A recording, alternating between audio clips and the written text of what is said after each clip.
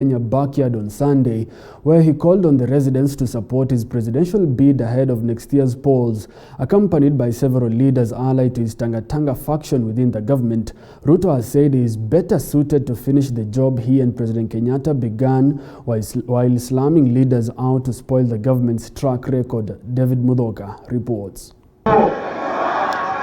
Sio ni kazi mlituambia tufanye.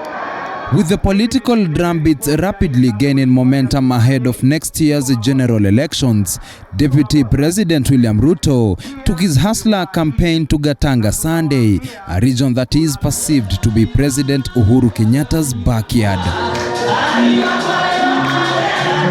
Accompanied by several leaders allied to him, Ruto began his tour of Gatanga at the AIPCA church in Gatura before making afternoon stops in Dakaine, Ndunyu Chege and Mukarara. Naona hurubaro iko hapa. Hii hurubaro, tunataka kutumia hii hurubaro kukumbusha wale ya kwamba kazi ni kazi. Ama ni aje? Tuko pamoja? Na kwa hivyo wakati mimi niko hapa Gatanga, niko kwa wadosi wangu walioniajiri kazi. In his charm offensive to the residents, Ruto called on them to back his bid for presidency, insisting that he is not only the right candidate for the job, but also better suited to complete the agenda of the current regime. Rais Uhuru Kenyatta akikamilisha nafasi yake, sisi ambao tumebaki tutahakikisha ya kwamba tunatimiza ile ahadi na ile mpango tulikuwa naye. Roho yetu na watu wa Murang'a tuko katika hasla. Naona Mungu ametuma huko, hawa jamaa wametawanyika mara 7. Unasikia Joho anaongea hii, Kingi anaongea hii, wengine wanaongea ile, lakini hasla anapita hapo katikati na pwani itaingia katika taifa la nini? La hasla. And just a day after Ruto stated that the BBI bill was not a priority for the country, the second in command said that it is only a matter of when, not if, the country will put the ongoing constitutional review behind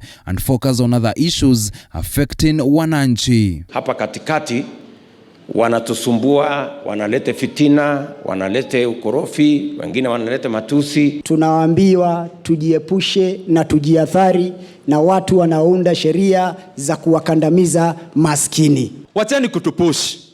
Sisi hatuchezi mpira yenu. Endeleeni na BBI yenu. Mtagoja hii team. This team is busy.